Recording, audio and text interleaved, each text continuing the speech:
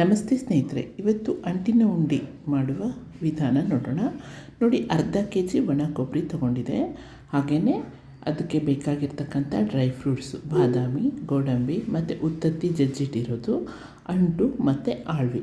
ಹಾಗೆಯೇ ಅರ್ಧ ಕೆ.ಜಿ. ಕೊಬ್ಬರಿಗೆ ಅರ್ಧ ಕೆ.ಜಿ. ಬೆಲ್ಲ. ಸೊ ಇದನ್ನು ನಾವು ತುಪ್ಪದಲ್ಲಿ ಒಂದೊಂದಾಗಿ ಹುರ್ಕೋಬೇಕು. ಮೊದಲು ಒಣ ಕೊಬ್ಬರಿನ ಚೆನ್ನಾಗಿ ಹುರಿಬೇಕು. ಸ್ನೇಹಿತರೆ, ಇದನ್ನು ನನಗೆ ನನ್ನ ಅಮ್ಮ ಮಾಡಿಕೊಡ್ತಾ ಇದ್ದಾರೆ. ನನ್ನ ಆರೋಗ್ಯ ಸ್ವಲ್ಪ ಹೆಚ್ಚು ಕಡಿಮೆ ಆಗಿರೋದ್ರಿಂದ ಶಕ್ತಿಗೋಸ್ಕರ ಈ ಉಂಡೆ ಮಾಡಿಕೊಡ್ತಾ ಇದ್ದಾರೆ. ನೀವು ಮಾಡ್ಕೊಂಡು ತಿನ್ನಿ. ನೋಡಿ, ಈ ರೀತಿ ಕೊಬ್ಬರಿನ ಕೆಂಪಗೆ ಹುರಿದಾದ್ಮೇಲೆ ತುಪ್ಪದಲ್ಲಿ ನಾವು ಒಂದೊಂದಾಗಿ, ಅಂದರೆ ಅಂಟು ನೋಡಿ, ಅಂಟನ್ನು ಹೀಗೆ ಹುರಿದಾಗ ಎಷ್ಟು ಚೆನ್ನಾಗಿ ಕರಿಯುತ್ತೆ ಅದು. ಹಾಗಾಗಿ ನಾವು ತೊಗೊಂಡಿರ್ತಕ್ಕಂಥ ಅಂಟನ್ನು ತುಪ್ಪದಲ್ಲಿ ಚೆನ್ನಾಗಿ ಕರೆದು ತೆಕ್ಕೋಬೇಕು.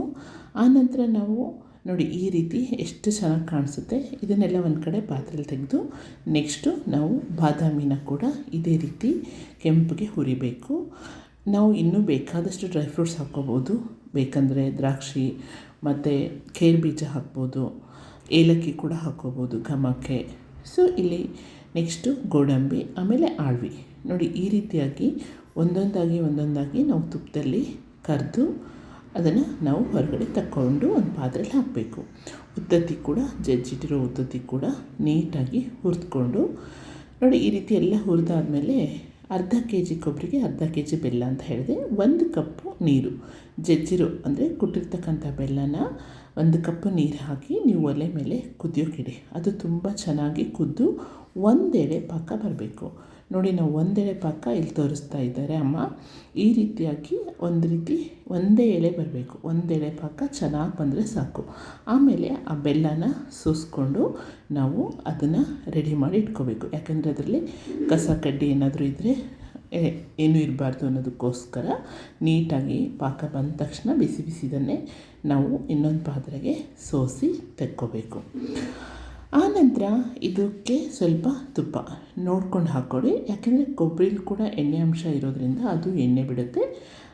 ನನ್ನಮ್ಮ ನನಗೆ ಒಂದು ದೊಡ್ಡ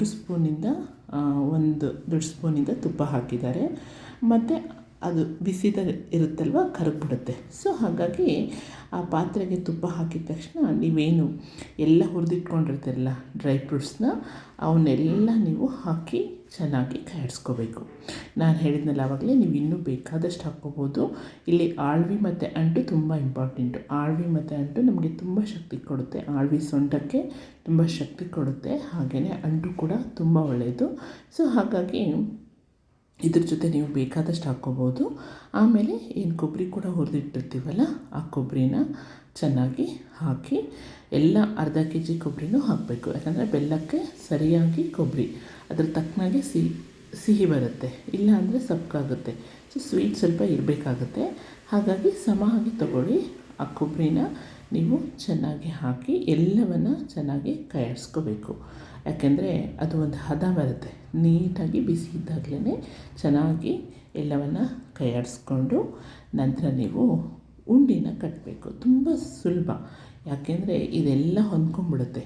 ಡ್ರೈ ಫ್ರೂಟ್ಸು, ಕೊಬ್ಬರಿ ಮತ್ತು ಎಲ್ಲ. ಬೇಕಿದ್ರೆ ಇದಕ್ಕೆ ಘಮ ಬೇಕು ಅಂದರೆ ನೀವು ಏಲಕ್ಕಿ ಹಾಕ್ಕೋಬೋದು ಅಂತ ನಾನು ಆವಾಗಲೇ ಹೇಳಿದೆ. ಸೊ ಹೀಗೆ ಎಲ್ಲ ರೆಡಿ ಆದಮೇಲೆ ನೋಡಿ, ಇಷ್ಟು ನೀಟಾಗಿ ಚಿಕ್ಕದಾಗಿ ನೀವು ಉಂಡೆನ ಕಟ್ಕೊಳ್ಳಿ. ಯಾಕಂದರೆ ಒಂದು ಉಂಡೆನ ಒಬ್ಬರು ತಿಂದುಬಿಟ್ರೆ ಆಗೋಯ್ತು. ತುಂಬ ಚೆನ್ನಾಗಿರುತ್ತೆ. ಈ ರೀತಿಯಾಗಿ ನಾವು ಅಂಟಿನ ಉಂಡೆನ ರೆಡಿ ಮಾಡ್ಕೋಬೋದು.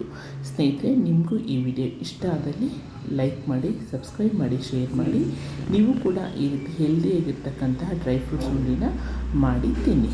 ಆರೋಗ್ಯನ ಕಾಪಾಡ್ಕೊಳ್ಳಿ. ಧನ್ಯವಾದಗಳು.